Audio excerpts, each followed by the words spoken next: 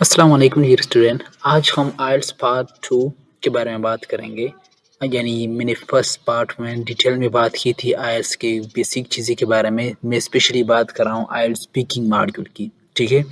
आइल्स reading, writing, listening, ये सारे module के बारे में बात हो चुकी है। प्ले लिस्ट में मौजूद है, चैनल पे जाके आप देख सकते हैं। ये जो लेक्चर है वो आइल्स स्पीकिंग सेक्शन के बारे में है ये लेक्चर।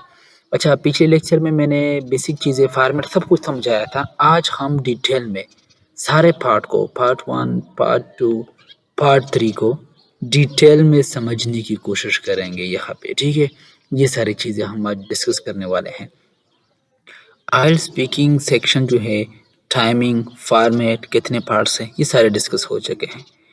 थोड़ा सा डिप जाते हैं हर एक पार्ट के अंदर। पार्ट 1 जो है ये भी इनके स्पीकिंग इंटरव्यू का आप कह सकते हैं, या आइल्स स्पीकिंग मॉड्यूल का ये फर्स्ट पार्ट है, जिसके अंदर स्पेशली फेमिलियर टॉपिक्स आते हैं, जिसका ताल्लुक हम सब की पर्सनल लाइफ के साथ होता है, हमारी पर्सनल लाइफ के साथ रिलेटेड टॉपिक्स होते हैं, जैसा कि होम टाउन के बारे में, वर्क के बारे में, फैमिली, स्टडी, सेल्फ इंट्रोडक्शन के बारे में। ये सारे टॉपिक्स के बारे में बेसिक शॉर्ट क्वेश्चन आते हैं, और इनका जो ड्यूरेशन है 4 से लेकर 5 मिनट्स तक ये रहता है पार्ट 1, ठीक है।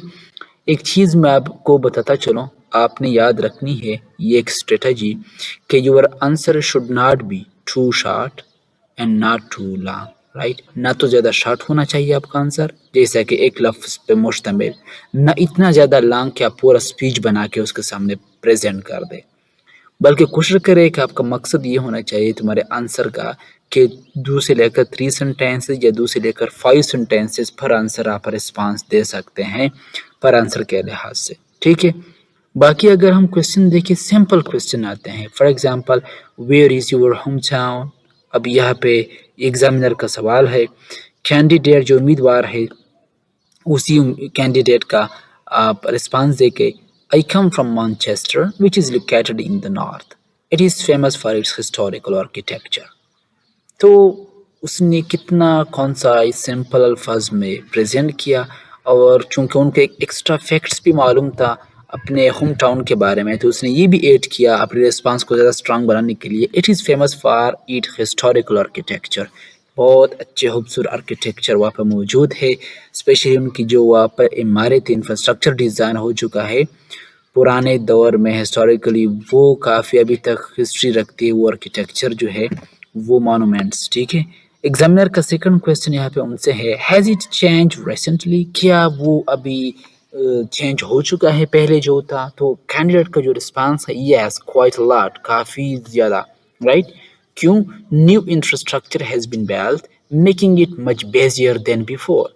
नए बिल्डिंग इंफ्रास्ट्रक्चर की तमीरात हो चुकी है, बहुत सारे बिल्डिंग, हॉस्पिटल बिल्डिंग, आप कह सकते हैं होटल, रेस्टोरेंट बन चुके हैं। पहले जो वो था उससे काफ़ी ज़्यादा बेसी मसरूफ़ हो चुका है हमारा होम टाउन जो है।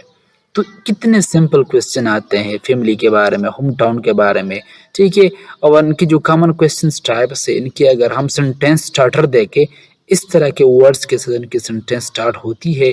For example, do you like, how often do you, when did you last, इस तरह के। बाकी इन सब को अप्लाई कर ले फैमिली, वर्क, होम टाउन या इंट्रोडक्शन के बारे में या स्टडी के बारे में, तो आप कोई भी यहाँ पे फिट कर सकते हो।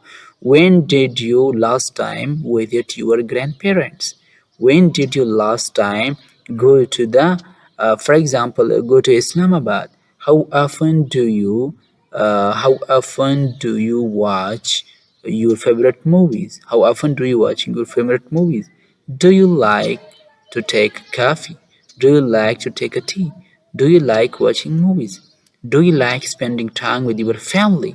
simple questions, real life के से related, बिल्कुल हम इसका रिस्पांस दे सकते हैं। फिर आता है पार्ट 2, ये थोड़ा सा लॉन्ग टर्न होता है पार्ट 2 में। पार्ट 2 में एक्चुअली आपको एक क्यू कार्ड्स दिया जाता है। क्या? Cue cards. याद रखें, क्यू कार्ड्स एक कागज़ के ऊपर, एक पेपर के ऊपर छोटा सा आप कार्ड समझ ले, जिसके ऊपर एक क्वेश्चंस लिखा गया, एक प्रॉम्प्ट्स की शक्ल में क्वेश्चन मौजूद होता है, और उसके लिए आपको 1 मिनट प्रिपरेशन टाइम दिया जाता है, 1 मिनट्स तक, ताकि आप इसके बारे में सोचें, उसको समझें, اور سوچتے وقت آپ کی ورڈز بھی لکھ سکتے ہیں کسی بھی کاغذ کے اوپر. 1 منٹس پریپریشن کے بعد آپ 2 منٹس تک اس کے بارے میں بات کرو گے. ٹھیک ہے، جیسے کہ یہاں پہ کیو کارڈ ہے.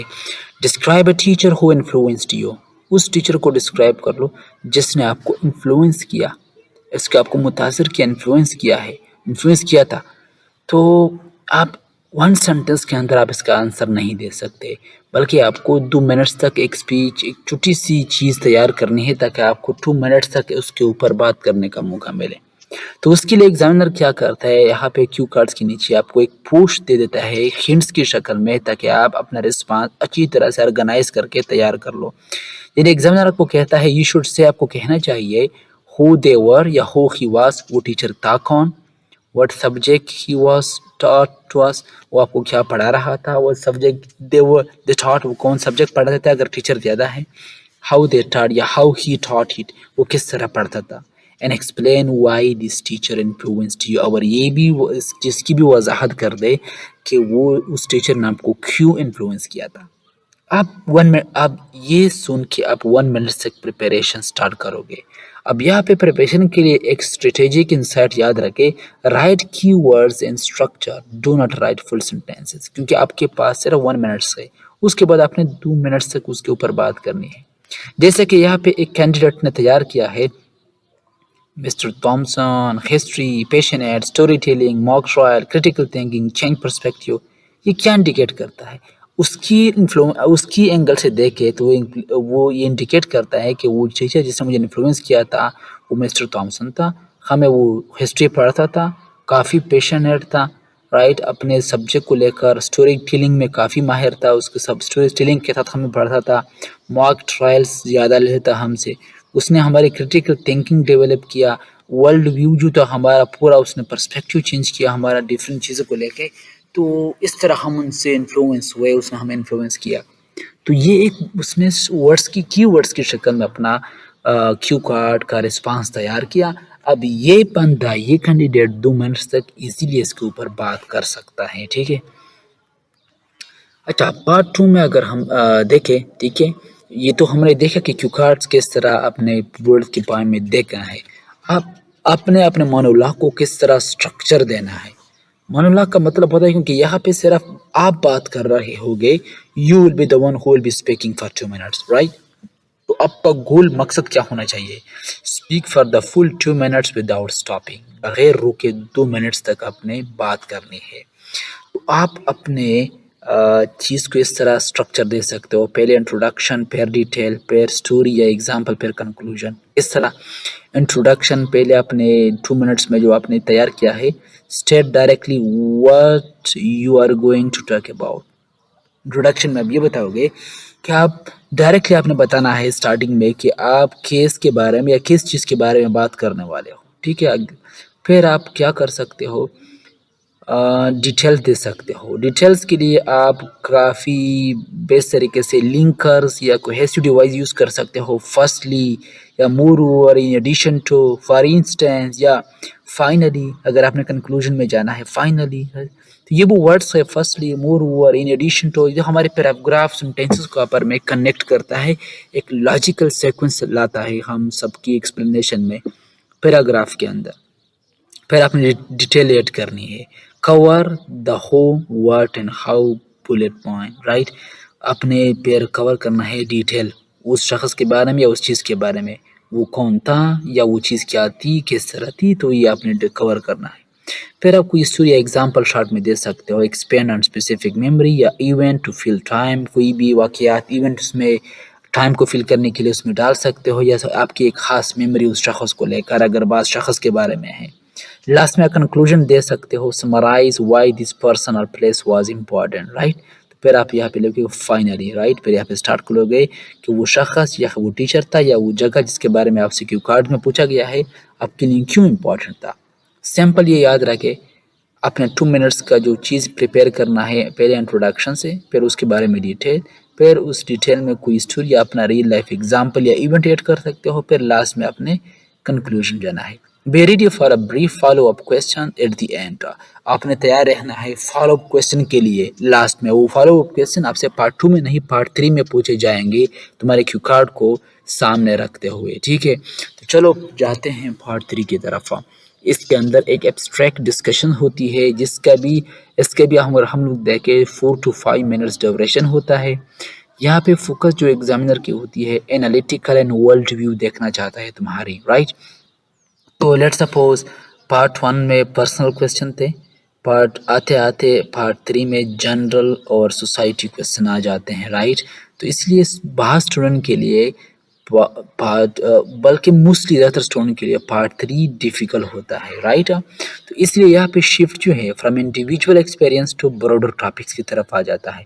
पार्ट 1 इसलिए हम सब के लिए इजी होता है कि यहाँ पे पर्सनल क्वेश्चन पूछे जाते हैं, होम टाउन के बारे में, स्टडी के बारे में, फैमिली के बारे में, स्टडी के बारे में, राइट, इंट्रोडक्शन के बारे में, राइट, ये सारी चीज़ें। पार्ट 3 में जनरल क्वेश्चन आ जाते हैं, ब्रॉडर टॉपिक्स, राइट, सोसाइटी के बारे में, लोगों वर्ल्ड व्यू के बारे में, ठीक है। तो दैट्स वाई जैसा कि एग्जाम्पल क्वेश्चन है, do you think traditional class rooms will disappear, right. तो आपने 4 to 6 सेंटेंसेस के लिए अपना रिस्पांस तैयार रखना है। Do you think traditional classroom will disappear, क्या आप ये सोचते हैं कि यो एक तो मॉडर्न क्लासरूम है, एक होते पुराना ट्रेडिशनल क्लासरूम, क्या वो गायब हो जाएंगे। तो इसको लिखते हुए आप डिफरेंट चीज़ें कंपेयर में और डिफरेंट चीज़ें ला सकते हो, पास फ्यूचर और प्रेजेंट दोनों का हवाला दे के। जैसा कि पास में अगर आप देखो, in the past face to face was the only way, right, teacher face to face पढ़ाए थे, राइट। प्रेजेंट में currently online learning is growing rapidly. मैं सिर्फ एक सेंटेंस यहाँ पे आपको सामने रख रहा हूँ। फ्यूचर में क्या एक्सपेक्ट कर सकते हो, however I believe classroom will remain essential for social interaction in the future as well. तो यानी I classroom will remain, right, future की तरफ इशारा है। तो एक प्रॉपर ऑर्गेनाइज अंदाज में यहाँ पे क्वेश्चंस को उसका आंसर लिख चुका है रहा पे कैंडिडेट, ठीक है। लेकिन ये जो क्वेश्चन है, do you think traditional classroom will disappear, ये हम लोगों का, हालांकि क्लासरूम हमारे पर्सनल लाइफ का ही एक चीज़ है, लेकिन जिसने जिस एंगल से सवाल पूछा है कि क्या वो डिसअपियर हो जाएंगे, तो ये हमें एक क्रिटिकल एनालिटिकल वर्ल्ड व्यू की तरफ हमें पुश कर देता है कि हम अब क्या राय दें, क्या नॉलेज रखते हैं हम, राइट, इस चीज़ के बारे में, राइट। तो यहाँ पे एग्जाम एक चीज़ याद रखे, तुम्हारा जो ओपिनियन जो रिस्पांस है, ओपिनियन, वो चाहे ठीक हो या गलत हो, डजंट मैटर। एग्जामिनर उसके लिए वो मैटर नहीं करता। एग्जामिनर क्या चाहता है, खूबसूरत अच्छे अंदाज में तुम्हारा रिस्पांस, तुम्हारे कम्युनिकेशन एबिलिटी की वो असेस करना चाहता है, न कि तुम्हारे नॉलेज को, ठीक है। यहाँ पे आपने रुकना नहीं है, बात करनी है। हो सकता है तुम्हारा व्यू गलत हो, वो आपसे आर्गुमेंट डिबेट नहीं करने वाला, ठीक है, सिर्फ वो आपका रिस्पांस चाहता है। आगे चलते हैं। कोशिश करें कि अपनी लैंग्वेज को अपग्रेड रखा करें, स्टैंडर्ड्स लैंग्वेज से एडवांस की तरफ, ताकि अगर आपको अच्छे बैंड्स लेने हो। हालांकि वो भी ठीक है, ज़्यादा कम्प्लेक्स वर्ड्स से आप बिल्कुल भी एग्जामिनर को इम्प्रेस नहीं कर सकते। तुम्हारे वर्ड्स बेसिक स्टैंडर्ड होने चाहिए, आपके मार्क्स आएंगे। लेकिन कुछ वर्ड्स ऐसे हैं जो कि लोगों के लिए शायद आपके लिए एडवांस हो, लेकिन वो बाकी लोगों के लिए एडवांस नहीं है, वो कॉमनली यूज़ करते हैं एग्जामिनर। जैसे कि अगर वोकेबलरी लेक्सिकल रिसोर्स जो है, अगर आप वेरी बिग की बजाय यूज़ कर ले इनॉर्मस, ह्यूज, मेसियो, तो वेरी बिग के बजाय ये थोड़ा प्रोफेशन लगते हैं। हालांकि ह्यूज या मेसियो, इनॉर्मस, ये ऐसे वर्ड्स नहीं है कि कोई जानता है, हर कोई इसके बारे में जानता है। Massive amount, huge amount, enormous growth, let's suppose, तो ये सारे इंडिकेट करते हैं वेरी बिग को। तो ये जो बंदा 7+ बैंड्स ले लेता है, वो इस तरह के वोकेबलरी का चुनाव करता है, चूज करते हैं such kind of words, repeating question words, for example, synonyms, paraphrasing, right? तो एक बंदा जो कि 5 या 6 बैंड्स लेता है, उसमें एक चीज़ तो ये है कि वोकेबलरी में वो इस तरह के बेसिक वर्ड्स यूज़ करता है। दूसरी बात ये है कि वो जो क्वेश्चन उनसे पूछा गया है, वही क्वेश्चन के वर्ड्स को रिपीट करता रहता है। लेकिन एडवांस बंदा जो है, जो कि 7+ बैंड लेता है, वो क्वेश्चन के अल्फाज को चेंज करके उसके लिए एक दूसरा सिनोनिम ढूंढ के, यानी मीनिंग सेम होगा उसी वर्ड्स का, लेकिन वर्ड्स डिफरेंट होगा, या उसकी पैराफ्रेजिंग करके आप एग्जामिनर के सामने पेश कर लेता है।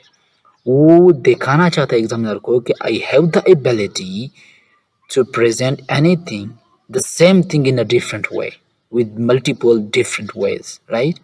Which means I know language very well. تو اس لیے ایگزامنر امپریس ہو جاتا ہے. گرامیٹیکل رینج اگر دیکھیں ایکسٹینڈر بندے کی جو کہ فار ایگزامپل کہتا ہے گرامیٹیکل ان کی جو رینج آف ایکوریسی ہے وہ کہتا ہے آئی وانٹ ٹو ٹریول میں ٹریول کرنا چاہتا ہوں.